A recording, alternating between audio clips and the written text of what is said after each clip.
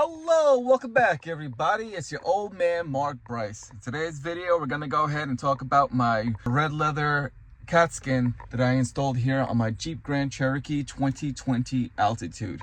It came out beautifully. Let me go ahead and show you guys now that it's daylight. I'm not in my garage where it's poor lighting. So you get to see everything, the definition, the diamond cut there, the diamond cut stitching. It looks great. I'm gonna flip the camera around so I can get into more detail and also discuss on the good and the bad about it. So this is from my driver's side standpoint and what I'm looking at. I'm not gonna turn on the engine right now because if I do that right now, what's gonna happen is my phone is automatically gonna get connected to the car and then you won't be able to hear me because my Bluetooth is connected to the stereo. And I don't wanna do that. So I'm having the car off right now. As you can see here, I don't like this. This is a lot of Jeeps are going through this right now. I don't really mind it because I am gonna get an aftermarket unit and that'll be in another video. It'll probably be next year. That is not right now. I just want to show you everything that I've done to this car.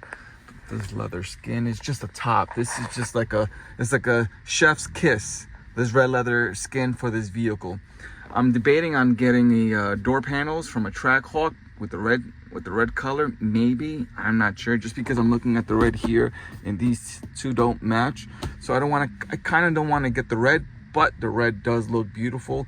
I know you're gonna say, why don't you just get a red leather skin for the door panel and you can just install it? You're right, but I'm gonna be honest, I don't know how to do that. But yeah, let me show you the wrap. This is the wrap that I've done like about 2 years ago. It's like one of the first projects that I did on this vehicle. But at night, when I have the car on, I might show you guys that later on in the evening when it gets dark outside. But when I turn on the car, the blue ambient lighting that I have connected all through the door panel, dashboard, here, and all this, it looks beautiful when it pops out with this red leather skin. It looks beautiful.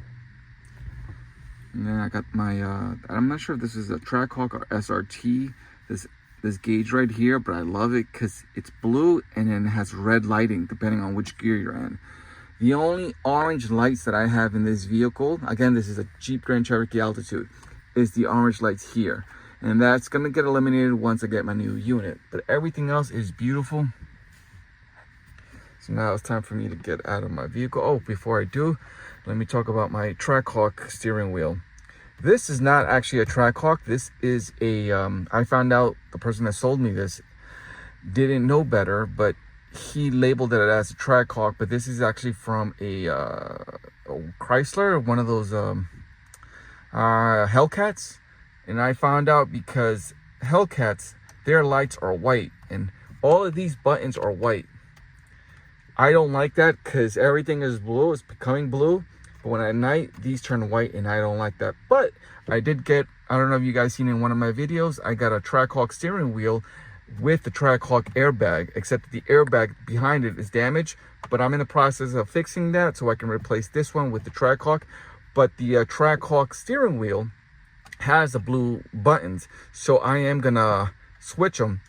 I don't like the Trackhawk thing here, the little emblem. That's why I'm not gonna put that on, because it's obviously this car is not a Trackhawk, and I don't want anything to do with this car that has emblems that it doesn't belong. I don't want it to say SRT when I know it's not an SRT. I don't want a Trackhawk emblem here when I know it's not a Trackhawk. But everything else, like if there's parts that comes from a Trackhawk, I don't mind putting it in here as long as it doesn't say. You know what I mean? Now let me go ahead and pull out the open seat so you guys can see a better angle on what I'm talking about when it comes to the definition of the leather skin. This is the diamond stitching on the side here. It took me about 40 hours to install because I had to take out the old one to put in the new one. Now 40 hours is a rough estimate just because I did do a lot of stop and pausing plus editing the video. That one was a little shorter. I think that one took about a day. Now let me take you guys to the back. As you saw the video on how I installed these leather seats, excuse me, the headrest. Those are easy. I'm gonna talk about the rear and you'll know why I didn't make a video. But everything else here from the back side looks great. These were a little tough Because remember, this leather skin does not have holes, so I had to make holes. You had to make sure that once you make that hole, that's it. Because you don't want to ruin and make newer holes when the old hole is showing. Okay. There is something that I made a mistake here. If you look down right here, this leather was supposed to go over this little metal bar. I mean, I can fix it, but I'm gonna have to redo, not take out the whole leather skin, but I am gonna have to take out this lower part just to cover this up, which will be in another video. It's very easy to do, but it is time consuming. This, as you saw in the thumbnail in my last video, how I did this, which was part of everything here, except the headrest. These headrests, the rear, were the toughest I've ever, these were a breeze compared to these three. Why didn't I make a video? I'll tell you exactly. Oh shoot, I just realized I gotta get a new light for my trunk. That one's off, that one's on.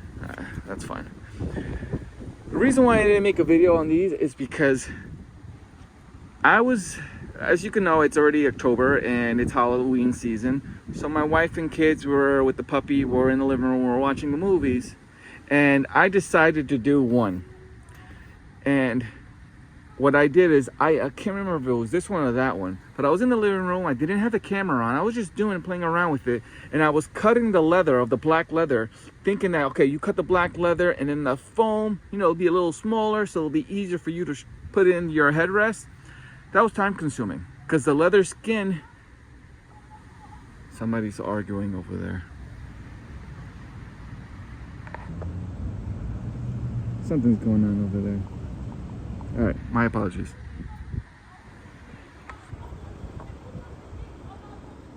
All right, I'm gonna mind my own business and continue with this video.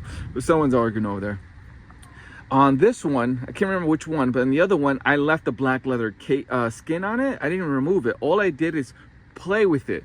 At the bottom right here is small, but if you take your actual headrest and you, like the red leather skin, has that opening here for you to install it, correct? So I just took my black headrest with the skin on it and I just fed it through the hole and expanded it a little bit and kept playing with it until I was able to squeeze it into one side, but there's still this hole right here. I was just forcing it in like that.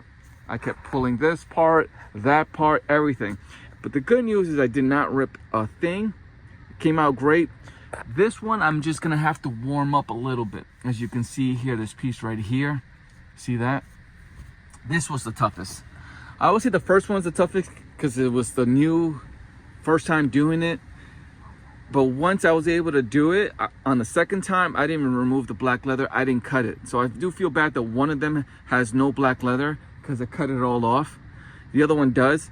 But again, this car, I'm never gonna remove the red leather on this.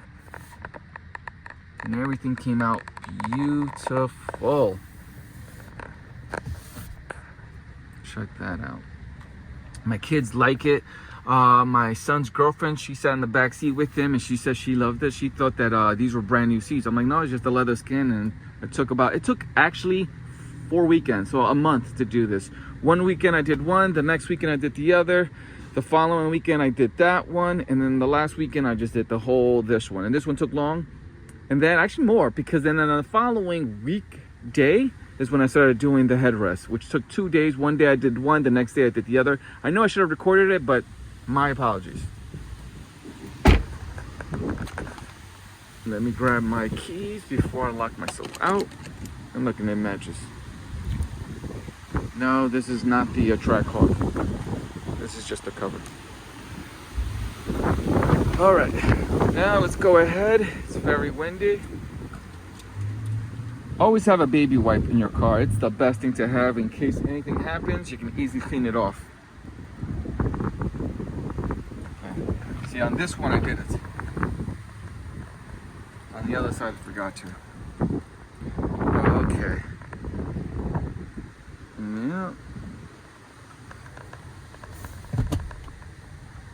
That looks beautiful. There's a little thing right here. I'm not sure if that's what it's supposed to be like, but I'm not sure. You know what? I didn't realize that the other side has it. Let me go see.